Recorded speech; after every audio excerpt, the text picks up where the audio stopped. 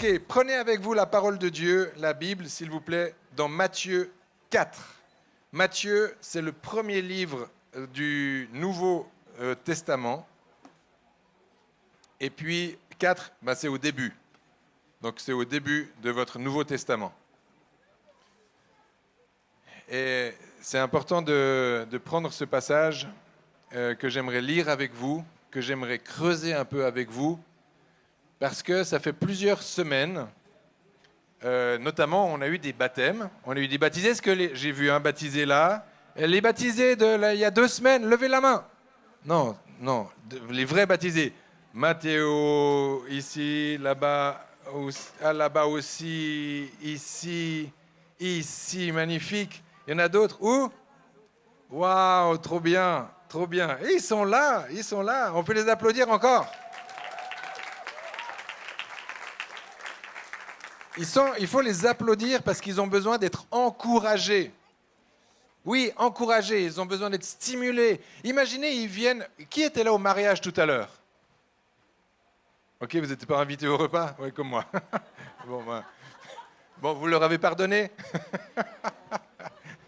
Oui, c'est aussi... Bon, ça va, l'église n'est pas trop parsemée, mais c'est vrai qu'il y a eu un magnifique mariage tout à l'heure, à 13h, de Édouard et Chloé le beau Édouard et la belle Chloé. Et c'était magnifique. On se réjouit quand on peut célébrer des mariages.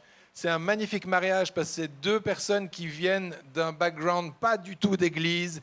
Ils viennent vraiment du monde, mais alors où ils étaient quand même bien enfoncés dans le monde. Avec, je ne vais pas les exposer là, mais bon, ceux qui connaissent le couple, vraiment, c'est beau. Ils ont passé dans les eaux du baptême, ils ont renoncé à plein de choses, ils ont mis en règle leur vie. Et puis pendant le mariage, j'ai essayé de faire exprimer à la famille, de leur montrer d'où est-ce qu'ils venaient. Et toute la famille a hurlé, a fait le tintouin. C'était pour dire qu'ils venaient d'un endroit de tumulte. Ils venaient d'un endroit où c'était pas paisible. C'était un endroit où c'était déchiré. Ils venaient du monde. Ils venaient littéralement du monde. Ils ont laissé quelques plumes. Drogue, impureté, enfin le monde quoi. Et puis, ils ont fait le choix, non seulement d'accueillir Jésus, premièrement, chacun pour soi, chacun dans sa vie, et ensuite, ils ont décidé d'accueillir Jésus au milieu de leur union, au milieu de leur alliance, au milieu de leur mariage. Et ça, c'est ce qu'on a célébré ensemble tout à l'heure. C'était magnifique. Alors, pourquoi je parle de ça ? Parce que là, les baptisés, ils ont eux aussi fait une sorte de mariage. Ils ont fait aussi, eux, une décision de dire oui à Jésus. Et quand tu dis oui à Jésus, tu renonces à tous les autres dieux, à toutes les autres puissances. Je parle un peu comme ça parce que les enfants, vous devez aussi entendre. Ils sont là, les enfants, avec nous. Il n'y a pas full pack. Donc vous êtes là et vous écoutez ce que le pasteur dit. Vous dites, mais pourquoi est-ce qu'il parle ? Pourquoi il parle comme... Normalement, si j'étais dans une église un peu protestante, luthéro-réformée, je parlerais un peu plus comme ça. Je prendrai un ton plus solennel, je poserai ma voix, comme mes écoles de théologie m'ont appris, et puis ce serait différent, mais ce serait tout aussi puissant. N'est-il pas ? Oui. Bon, moi je ne suis pas fait comme ça. Moi, non seulement, j'ai pas fait une école de théologie, mais j'ai fait une école biblique, avec un pasteur marié en Argentine qui faisait que d'hurler. Parce que si tu hurlais pas, il n'y avait pas la présence de Dieu, il n'y avait pas la puissance, et puis c'était impossible de voir les miracles, et puis il fallait que ça bouge, et puis il fallait dire que le son soit plus élevé le son, parce que maintenant le feu de l'Esprit de Dieu va se poser sur chacun d'entre nous. Ah! Más fuego, más. Bon, la réalité, c'est que tu ne sais pas si c'est vraiment plus puissant, mais c'est l'expression. Je pense que je vais boire un peu. Je sentais que vous avez besoin d'être réveillés. Donc, peu importe finalement la façon dont on annonce l'évangile, c'est l'évangile qui est puissant. C'est le nom de Jésus qui est puissant. C'est son sacrifice à la croix qui a vaincu la mort, le péché et tout ce qui nous séparait de l'amour de Dieu le Père. N'est-ce pas ? Oui.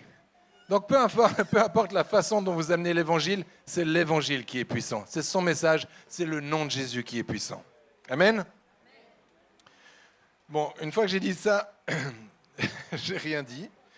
Mais les baptisés, je les avais vraiment à cœur et je n'ai pas arrêté de les avoir à cœur, de les avoir dans la prière, et puis de savoir qu'il y a un combat. Pourquoi il y a un combat? Parce que Jésus lui-même a vécu un combat redoutable. Là, vous êtes dans Matthieu 4? Vous êtes tous dans Matthieu 4? Oui? Bon, si vous étiez ADD, vous auriez tous votre Bible. Il se trouve que vous n'êtes pas dans une église ADD, donc vous venez les mains dans les poches. Mais vous me dites, mais non, moi j'ai mon portable. Parce que vous avez remarqué qu'en général, les ADD, ils ont une Bible. Celle-ci, elle n'est pas ADD conforme. Normalement, elle est plus grosse, elle a une petite poignée. Et tu vas à la Bible comme ça. Je balance aujourd'hui. Je balance. On les aime tous, les ADD, les protestants, les luthéro-réformés, les cathos, tous. On est différents. Ça va? Vous aimez la différence? Bon, il y a peut-être des visiteurs ADD là qui se sont vexés. Ne partez pas. On est différents et la différence est une richesse dans le corps de Christ. Donc j'aime la différence également. Mais, vous êtes dans Matthieu 4 du coup? Je vous ai laissé le temps d'y aller? Ok. Donc j'aimerais qu'on lise ce passage qui dit la chose suivante. Alors, Jésus fut emmené par l'Esprit dans le désert. Donc on fait un peu de lecture juste avant, on ne va pas lire, mais on va se souvenir qu'est-ce que dit la parole de Dieu juste avant, donc dans Matthieu 3. Dans Matthieu 3, Jésus rentre dans les eaux du baptême, où c'est Jean-Baptiste qui l'accueille, et qui l'accueille dans un baptême de repentance. Jésus, il se repent de quoi? De quoi se repent Jésus? Jésus, fils de Dieu, il n'a pas péché, il n'a jamais commis le péché, et il ne péchera jamais. De quoi s'est-il repenti? Pourquoi est-il rentré dans l'eau, dans le baptême de la repentance que Jean-Baptiste lui proposait? Parce qu'il était homme, il était de notre condition également. Il s'est fait homme et il s'est fait 100% homme alors qu'il était 100% Dieu. Mais parce qu'il a choisi de se faire homme, il a choisi de venir dans notre condition. Notre condition d'homme et de femme pécheurs. Alors, lui aussi est rentré dans les eaux du baptême pour se repentir de sa condition d'homme pécheur dans son baptême. Amen? Ça va? Et alors qu'il est baptisé, une voix venue du ciel dit « Celui-ci est mon fils de bien-aimé, sur qui j'ai mis toute mon affection. » Et ça, c'est une voix audible, apparemment audible de tous, du ciel, qui vient et que tout le monde entend. C'est comme si on met, puis là, je fais Ethan. Ici, parce que j'ai Ethan, mon fils, en face. Oh, bah, j'en ai un autre là. Léon, ici. Et c'est comme si Dieu le Père pointe et il dit je t'ai vu, je t'ai reconnu et je t'établis parce que je t'aime et je mets ma confiance en toi. C'est Dieu le Père qui reconnaît son Fils publiquement. Une fois que c'est reconnu, vous saurez tous que Ethan, Léon, Paul qui est par là, William qui est par là, et ceux qui ne sont pas là, sont mes fils, mais sont nos fils, pour le coup, avec Sandra. Vous le saurez. Ce sont des dubis. Et là, Dieu a fait la même chose avec Jésus. Il a dit, celui-ci est mon fils, il est de ma nature. Il est le fils de Dieu. Ça va? Alors, si Jésus, fils de Dieu, qui est rentré dans le baptême, qui a été blanchi, qui a été comme restitué dans sa nature divine, pour le dire comme ça, le Saint-Esprit tombe sur lui, baptême de feu, et quoi? Et ce même Saint-Esprit lui dit, viens avec moi. Et viens avec moi où? Viens avec moi dans le désert. Et viens avec moi dans le désert pour être tenté par le diable. Alors là, tu dis, pourquoi est-ce que Jésus a besoin d'être tenté? Ou est-ce que Jésus a besoin? Ça, je ne sais pas. Mais en tout cas, c'est l'invitation que l'Esprit Saint fait à Jésus de venir dans le désert afin d'être tenté. Et Jésus accepte En tout cas, il nous a rien dit. C'est pas comme s'il était dans le jardin de Gethsémanée à sangloter, dans le sens à suer au point d'avoir des grumeaux de sang. Il n'y a pas de résistance apparente. Jésus va. Jésus suit le Saint-Esprit. Pourquoi ? Parce qu'il a été baptisé du Saint-Esprit et il sait que dorénavant, le Saint-Esprit est la personne à suivre. Dis à ton voisin, alors que tu t'es baptisé, le Saint-Esprit, c'est la personne à suivre. Bon, vous ne l'avez pas dit avec voisin, dites-le. Oui, oui, c'est ça. Le Saint-Esprit, c'est la bonne personne à suivre. Tu peux même dire, oui, mais attends, il me dit d'aller dans le désert me faire tenter par le diable. Alors là, tu es en train de négocier avec le Saint-Esprit. Tu es en train de dire, attends, Saint-Esprit, tu m'emmènes dans le désert et puis tu me dis que je vais me faire tenter par le diable. C'est quoi ce plan ? Qui t'es, toi ? Moi, j'ai une meilleure idée. Les enfants, est-ce que vous pouvez avoir des meilleures idées que le Saint-Esprit ? Non.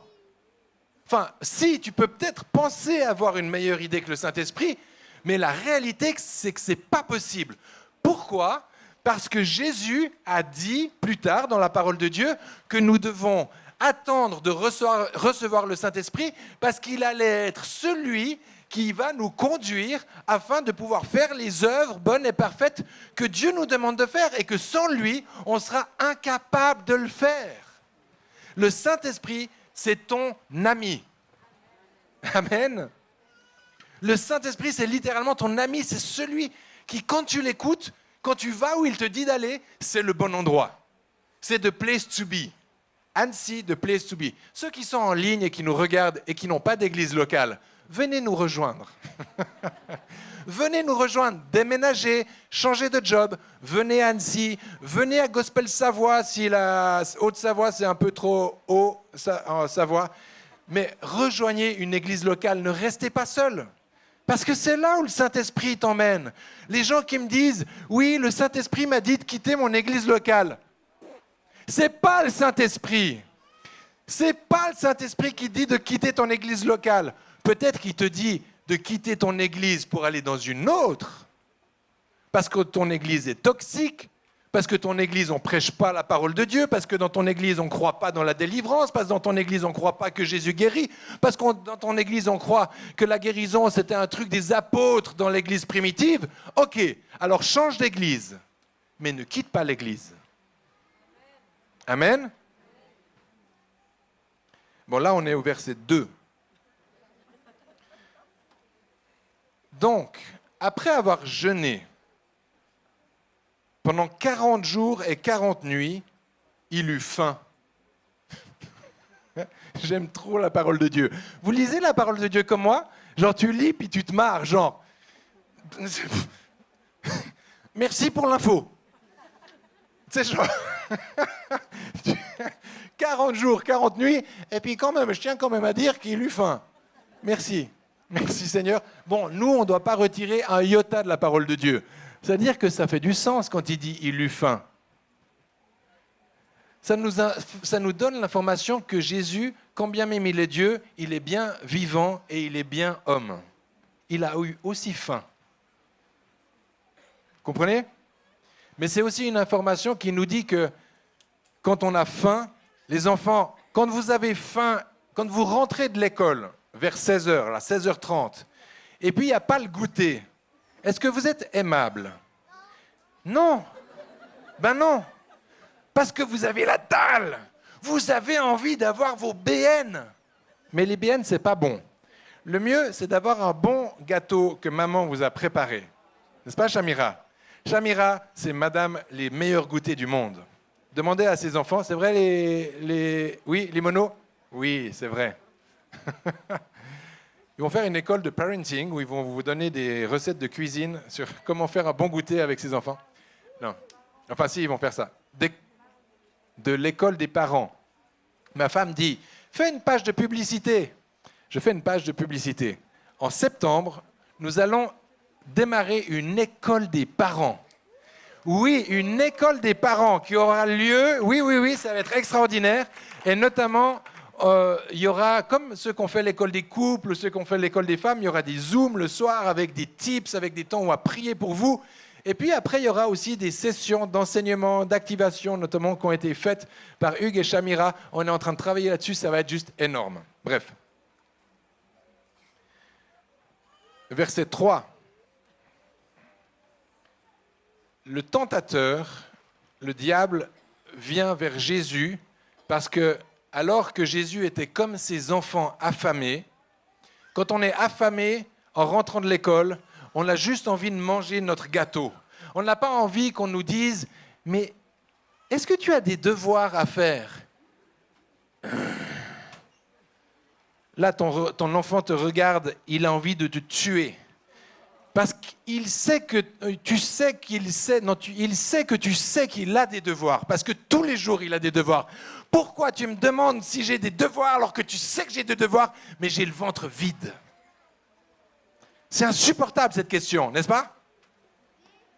Non? Il y en a qui disent, oui, il y en a qui sont vrais, toi tu es un surhomme, mais les autres, ils sont... Jésus était de la même façon. Jésus était affamé, il avait faim. Et le diable sait que c'est le bon moment pour venir aller chercher la partie charnelle de nos vies.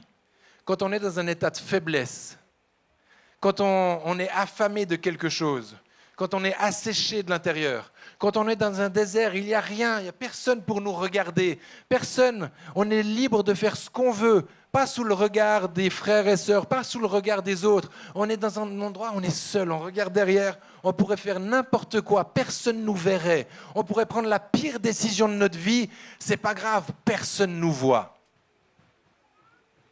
Et le diable le savait très bien. Donc, il est venu dans un endroit où vous avez remarqué que ce n'est pas le diable qui l'a amené dans cet endroit, c'est le Saint-Esprit. Parce que le Saint-Esprit, il savait qu'il y a des endroits extraordinaires où nous avons besoin de nous attacher à Dieu seul. Où on a besoin de rentrer dans l'école de Dieu. Où on a besoin d'être dans un endroit où on dépend uniquement de lui. Alors je continue de lire. Le tentateur, s'étant approché, lui dit « Si tu es fils de Dieu, ordonne que ces pierres deviennent des pains. » Ah! Imagine, tu rentres de l'école. Tu as faim, tu t'étais fait les 2 dernières périodes pendant le cours de maths. Toi, tu voyais le gâteau, tu voyais le brownies que ta mère t'avait fait. Le meilleur des brownies, tu sais, ou le muffin avec les pépites de chocolat. Tu te l'étais fait en vision, tu l'avais devant toi, tu salivais en cours, tu étais là, j'attends. Tu étais dans le bus comme ça, dans le car scolaire, puis tu voyais le muffin et tout ça. Et puis là, tu arrives à la maison et il n'y a rien. Tu as juste un post-it sur la table qui te dit « Je suis juste allé au relais colis parce que j'avais mon relais Vinted qui arrivait, il fallait absolument que j'aille au relais colis. » Et toi, tu vois le post-it et tu vois pas de muffin, pas d'odeur, rien dans le four, rien qui sent bon, le chocolat, et rien de tout ça. Et tu es là et l'ennemi vient vers toi et il te dit « Qu'est-ce qu'il pourrait dire ?» Il pourrait dire « Mais tu vois ta mère, elle est Vinted est plus important que toi. Elle a des choses plus importantes à faire que de s'occuper de toi. Change de mère. Va chez la voisine. Elle a des bonnes choses dans son placard. » Bon, vous avez compris l'image. Noah, t'as compris l'image? Oui. Bon, bref.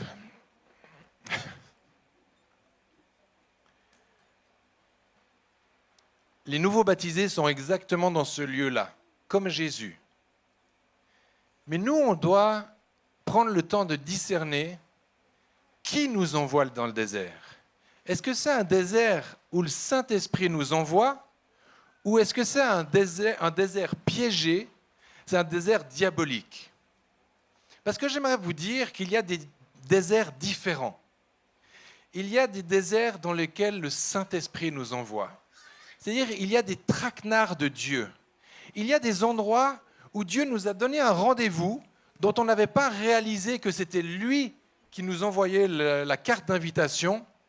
Et puis, moi j'aimerais dire à tous les baptisés qui sont là, tous les nouveaux baptisés, mais aussi tous les vieux baptisés, que vous devez discerner dans quelle saison vous êtes, dans quelle vallée vous êtes, sur quelle montagne vous êtes. Parce que parfois, et j'observe que des fois, nous, en tant que chrétiens, on lève le poing, on fait des combats spirituels, on est fâché contre le diable, alors que lui n'est même pas dans la pièce. C'était Dieu qui vous avait fait un rendez-vous. Il vous avait fait un rendez-vous parce qu'il veut que vous puissiez grandir. Il veut que les épreuves auxquelles il vous invite sont des épreuves où il est là avec vous, il est à vos côtés, il est pour vous, il n'est pas contre vous. Et il vous met dans une situation financière, il permet une situation financière où il dit « Mon fils, ma fille, je désire que tu puisses dépendre de moi et de moi seul. J'ai une école pour toi, j'ai un endroit d'apprentissage pour toi, et tu sais ce que ça va être ? Ça va être une période de chômage. »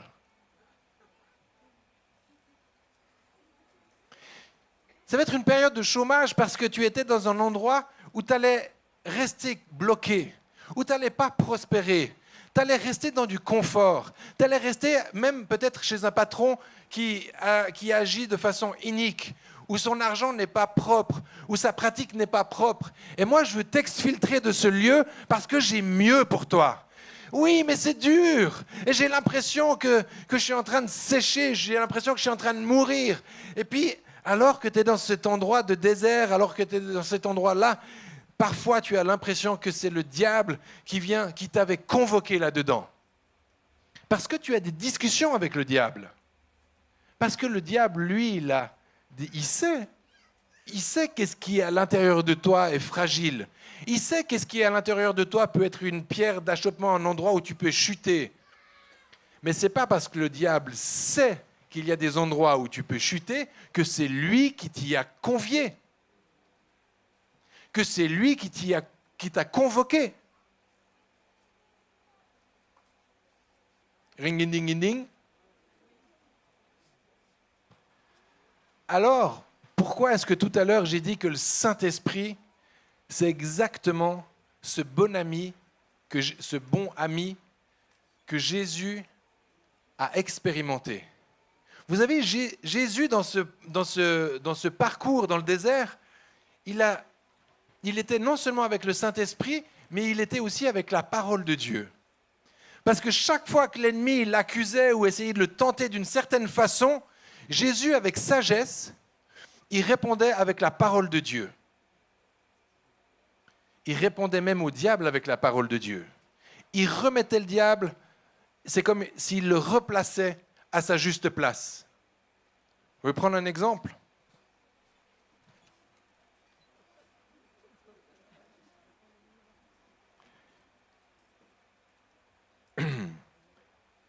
Alors, il dit, parce qu'on s'était arrêté où il voulait transformer les pains, et il dit, mais vois ces pierres, demande-leur qu'elles deviennent du pain.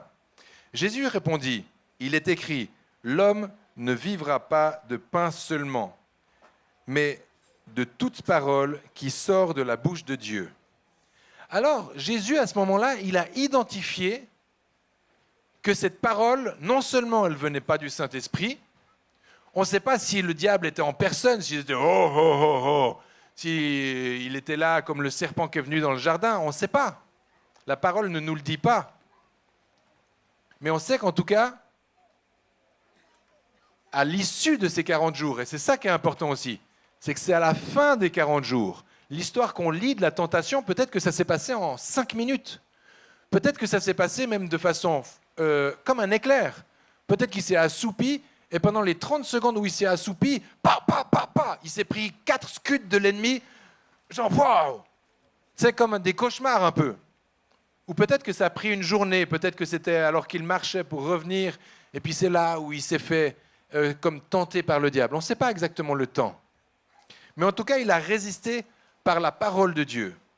Et ça, pour vous, les jeunes baptisés, c'est important que quand vous êtes face à un combat, quand vous êtes face à une tentation, quand vous voyez que, alors même que le Saint-Esprit vous a convoqué dans un endroit, qu'il y a des tentations, vous voyez l'ennemi qui susurre des choses ou des sortes de mauvaises habitudes qui reviennent, des vieilles addictions, la cigarette qui passe, une odeur de cigarette qui passe sous votre nez, puis vous avez dit non, je veux résister à ça, puis l'ennemi dit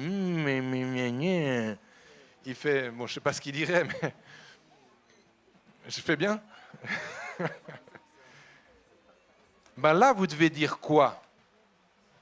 Vous devez dire, mais peut-être que vous n'avez pas tous les versets comme Jésus a les versets imprimés dans son cœur. Peut-être que vous n'arrivez pas à dégainer un verset biblique. Mais ce que vous pouvez dire, mais je suis d'une autre nature. J'ai été plongé dans les eaux du baptême, je n'appartiens plus à l'ennemi, je n'appartiens plus au monde, je n'appartiens plus à la nicotine, je n'appartiens plus à la cigarette, je n'appartiens plus à Marlboro, je n'appartiens plus à quiconque, j'appartiens à Jésus. Et je déclare que, alors que j'appartiens à Jésus, ces pensées de retomber dans quelque chose qui ne me plaît pas, j'y résiste. Et j'ai compris, parce que j'ai fait le parcours essentiel, que si tu résistes au diable, il fuira loin de moi. Alors, je n'ai pas dégainé le verset, le chapitre, le truc, mais j'ai dégainé le principe. Je me suis positionné. Amen.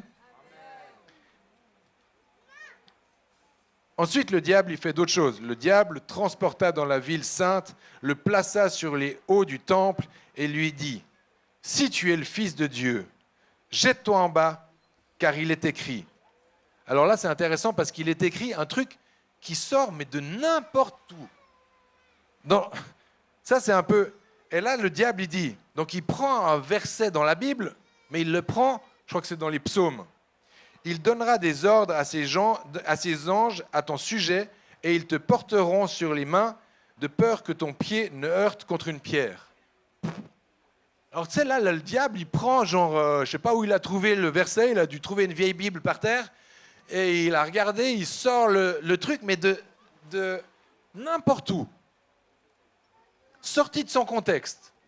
Il essaye de dire « Ah ouais, regarde, la Bible, elle dit ça. » Puis Jésus, il est là, mais lui, il ne bouge pas. Parce que lui, il va rechercher, il va dire « Mais c'est pas ce que Dieu vient de dire de moi. Moi, je viens, il y a 40 jours, je suis sorti de l'eau.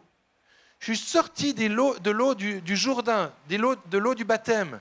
Et il y a une voix audible qui s'est présenté et qui a dit « Celui-ci est mon fils bien-aimé, en qui j'ai mis toute mon affection. » Et ce n'est pas ça qu'il dit Jésus, mais ça c'est ce qu'il sait, il sait exactement. Mais Jésus lui dit « Il est aussi écrit, tu ne tenteras pas le Seigneur ton Dieu, point barre. » Punkt, Schluss. Et ça, il le prend dans Deutéronome. Parce que dans Deutéronome, il sait que toutes les lois sont inscrites dans ce livre. Il sait les principes qui sont établis comme des principes, comme des lois divines. Et donc, il réplique de cette façon-là. Et moi, j'aimerais vraiment vous encourager, vous tous, qui êtes là, à accueillir les principes du royaume de Dieu dans votre vie, à ne pas les contester, à les accueillir. Et puis quand l'ennemi vient essaye de vous tacler, essaye de venir vous intimider, quel que soit l'endroit d'ailleurs, vous puissiez résister à lui. Parce qu'alors que vous résistez, il fuira loin de vous. Donc j'aimerais finir avec cette pensée. Tous les déserts ne se valent pas. Il y a des déserts dans lesquels Dieu vous conduit, et il y a aussi des déserts dans lesquels l'ennemi vous conduit. Et c'est important de les reconnaître. C'est important quand vous êtes dans un endroit où vous avez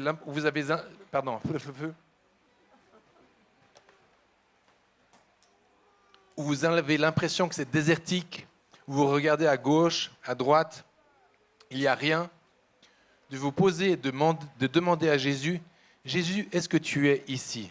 Saint-Esprit, est-ce que tu es à mes côtés ?» Et d'écouter la réponse. Cette nuance est importante parce qu'il ne s'agit pas juste de demander à Dieu, il faut écoutez la réponse. Ça vous parle? Parce que j'entends souvent des gens qui parlent à Dieu, qui prient Dieu, mais qui n'attendent pas d'entendre la réponse. Et la réponse, normalement, elle n'est pas longue à arriver.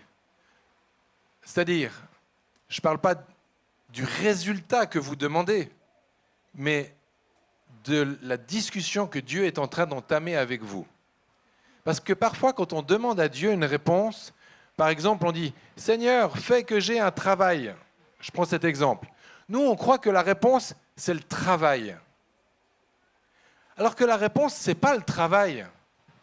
La réponse, c'est « Mais mon fils, ma fille, tu veux un travail, mais pourquoi faire?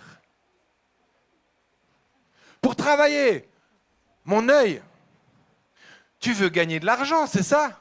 Oui, c'est vrai. Alors pourquoi tu ne demandes pas de l'argent, mais tu demandes un travail? J'ai pas pensé, je pensais que si je te demandais de l'argent sans travailler, alors tu veux quoi? Un travail ou de l'argent? Ah ben tiens, je sais pas.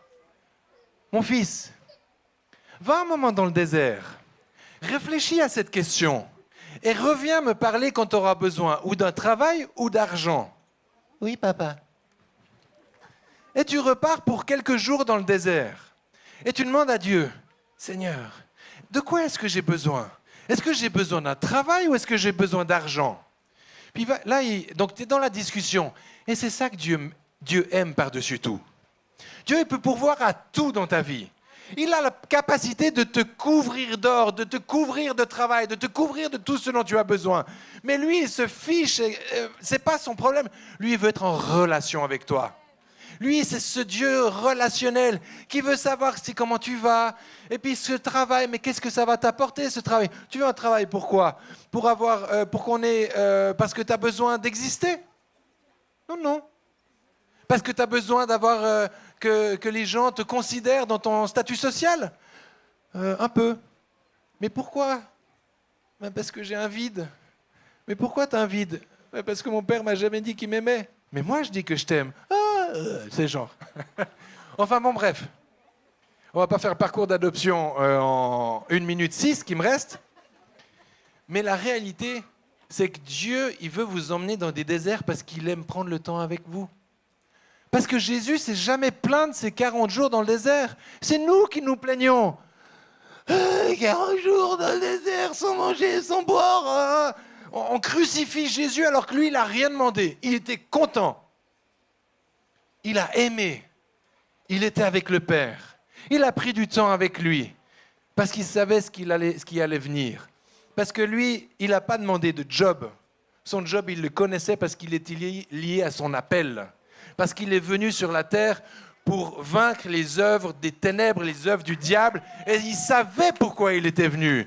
Donc de ne pas avoir de miche de pain pendant 40 jours, il s'en cognait, il savait que le Père, il pouvait lui remplir le ventre de pain jusqu'à exploser. Ce n'était pas la question. Mais le diable, bête comme il est, il pensait que c'était parce qu'il avait un petit creux dans le ventre qu'il allait pouvoir s'engouffrer dans ce petit creux. Lui, il s'engouffre dans les creux du cœur. Donc vous n'avez pas besoin de vous occuper de votre estomac. Ça, le Père va le remplir. Vous avez besoin de vous occuper des creux du cœur. Parce que si ce n'est pas le Père qui le remplit, l'ennemi va s'en occuper. À tous les coups. Mais Jésus n'a pas cédé à la tentation. Il a résisté au diable jusqu'à ce qu'il fuit loin de lui. Et après, qu'est-ce qui s'est passé? Jésus est rentré dans son ministère. Jésus a eu les voies complètement ouvertes, pas sans peine, mais c'était le démarrage. Donc j'aimerais que vous puissiez vous lever, s'il vous plaît.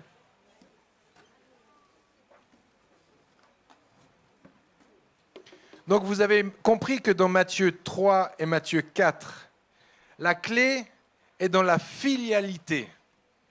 La clé, c'est le fait d'être fils et fille de Dieu.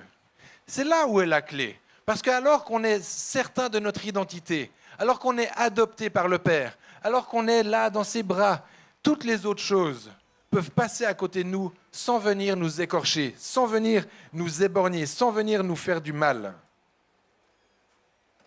Alors j'aimerais, pour finir, vous poser quelques questions. Et puis alors que je vous pose ces questions, si Nathanaël, tu es d'accord de prendre un peu la guitare, si tu arrives, ou je ne sais pas, vous vous organisez comme vous voulez, mais j'aimerais qu'on puisse prendre un temps un peu d'introspection, fermer les yeux. Je vais poser quelques questions et si vous vous sentez interpellé, vous pouvez venir en avant. Les équipiers de prière vont pouvoir prier pour vous. Et les questions sont les suivantes. La première question, c'est: est-ce que j'ai reçu récemment une parole claire du Seigneur? Cette question, elle est importante parce que ça vient questionner votre capacité d'entendre de la part de Dieu. Parce que Jésus entendait de la part de Dieu. Jésus était connecté au Père. Jésus n'était pas séparé de Dieu le Père. Comme nous, nous ne le sommes pas grâce au sacrifice de Jésus. Car nous ne le sommes pas parce que nous avons été identifiés à sa mort et à sa résurrection. Est-ce qu'il y a des personnes ici qui n'ont pas été baptisées? Est-ce qu'il y a des personnes qui ne connaissent pas Jésus ici ce soir? Est-ce que c'est le cas? Peut-être que vous êtes là, vous êtes visiteur, vous ne connaissez pas Jésus, mais vous voulez lui donner votre vie. Est-ce qu'il y a quelqu'un qui veut donner sa vie à Jésus? Si c'est le cas, moi je lève la main. C'est juste pour vous dire, si c'est vous de lever votre main. Vous pouvez dire, moi, j'aimerais aujourd'hui être dans la capacité, j'aimerais être comme Jésus, j'aimerais pouvoir entendre le Père. J'aimerais pouvoir entendre le Père me parler.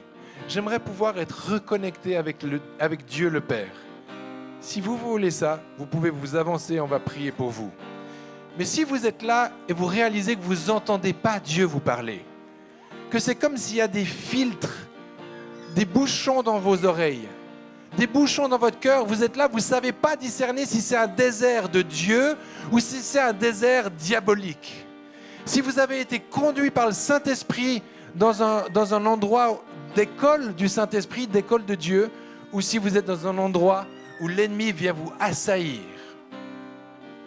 Et ça, j'aimerais que vous puissiez vous avancer de façon à ce que Dieu puisse vous déboucher les oreilles ce soir. Alors avancez-vous, si c'est le cas, vous pouvez déjà venir vers un équipier de prière. Je pose une autre question. Est-ce que je ressens une paix intérieure malgré la sécheresse? Dieu peut utiliser ce qu'il veut pour nous parler. Ce que je veux dire par là, c'est que peut-être que vous êtes dans une situation inconfortable. Vous êtes dans une situation de sécheresse comme dans un désert. Et puis vous croyez que Dieu veut vous parler.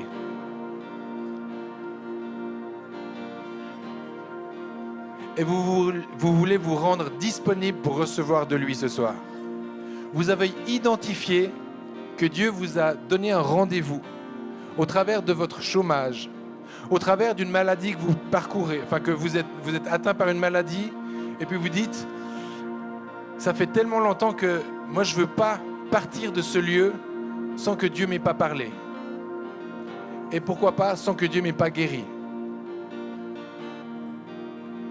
Peut-être que vous êtes dans une situation de crise et vous dites, peut-être que cette crise, c'est Dieu qui l'a voulu dans ma vie. Et je ne veux pas partir de ce lieu sans avoir eu la clé de voûte, la clé de résolution de cette crise. Je veux m'avancer et recevoir la prière pour discerner avec un frère ou une sœur. Vous savez, nous on a eu un fils qui a failli mourir quand il était très très jeune. Et puis ce qui nous a interpellés, ce qui nous a alertés, c'est qu'il a fait de la fièvre. Et la fièvre n'était pas la maladie en soi. La maladie était ailleurs. Mais la fièvre était un indicateur que quelque chose n'allait pas dans sa vie.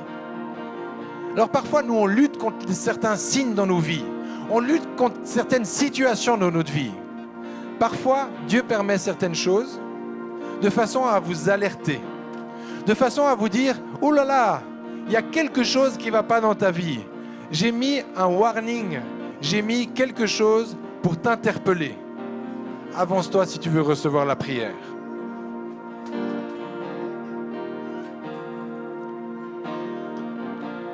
Peut-être que tu es là ce soir et tu ne sais pas avec qui est-ce que tu combats. Tu ne sais pas si tu es en train de combattre avec Dieu ou si tu es en train de combattre avec le diable. Avance-toi pour recevoir la prière. Avance-toi pour qu'on puisse discerner avec toi. Que tu ne fasses pas le mauvais combat. Parce que parfois, on ne sait pas si on fait un bon ou un mauvais combat. Et ce soir, je veux que tu puisses partir avec l'assurance que tu fais un bon combat. Si c'est un combat contre le diable que tu dois faire, fais ce combat. Prends autorité dans le nom de Jésus et libère-toi de ces attaques. Libère-toi de cette maladie. Libère-toi de ces mauvaises pensées. Libère-toi de ces choses et délivre, que tu sois délivré et que le diable te lâche dans le puissant nom de Jésus. Mais si jamais c'est Dieu qui est en train de combattre avec toi, alors accueille le combat. Accueille Jésus. Fais comme Jacob. Et dis-lui, je ne partirai pas d'ici tant que tu ne m'auras pas béni. Je ne te lâcherai pas tant que tu ne m'auras pas béni. Si vous êtes comme ça, avancez-vous et recevez la prière.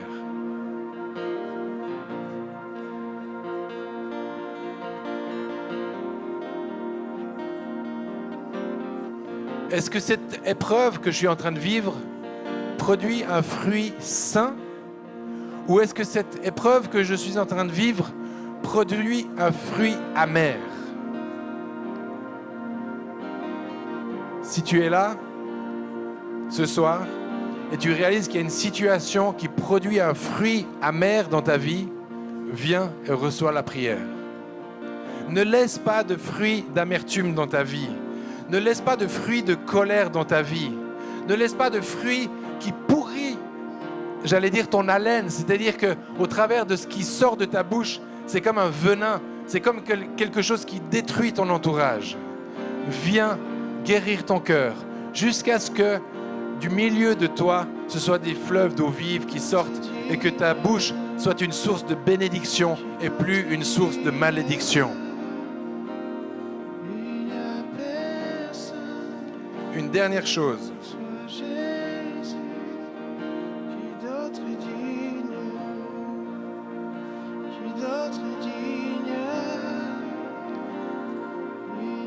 Est-ce que je suis dans un endroit, que ce soit une vallée ou une montagne, et est-ce que je suis dans un endroit sain, favorable, bon, ou est-ce que c'est un endroit que je dois fuir? Et ça, c'est en lien avec peut-être une profession, je l'ai dit tout à l'heure, peut-être une relation amoureuse, une relation amicale, peut-être que c'est lié à une vie associative, mais tu es dans un endroit. Et en d'autres termes, c'est je veux demander à Dieu qu'il m'aide à discerner sur les gens qui m'entourent. Est-ce que je suis avec des gens qui me tirent vers le haut ou est-ce que je suis avec des gens qui me tirent vers le bas? Vous savez, les mauvaises relations corrompent les bonnes mœurs. Et donc aujourd'hui, Dieu te demande, est-ce que tu es dans un endroit qui plaît à Dieu? Est-ce que les gens qui sont autour de toi te tirent vers le haut ou alors est-ce qu'ils te tirent vers le bas? Si tu as besoin d'un frère ou d'une sœur qui discerne avec toi pour savoir qui est-ce que tu dois retirer de ta vie et qui est-ce que tu dois accueillir dans ta vie, viens et reçois la prière. Seigneur Jésus, merci pour ce lieu d'excellence. Merci pour cet endroit qui peut être un désert, qui peut être une montagne, qui peut être une vallée. Merci pour cet endroit dans lequel tu me convoques, dans lequel tu m'invites, dans lequel le Saint-Esprit m'invite, que je puisse accueillir le Saint-Esprit dans ma vie, que je puisse accueillir cette personne de la Trinité qui m'amène dans les endroits où j'ai une rencontre avec Dieu, où j'ai une visite, où je peux être visité par le Saint-Esprit. Merci Jésus. À toi soit toute la gloire, Jésus. Soyez bénis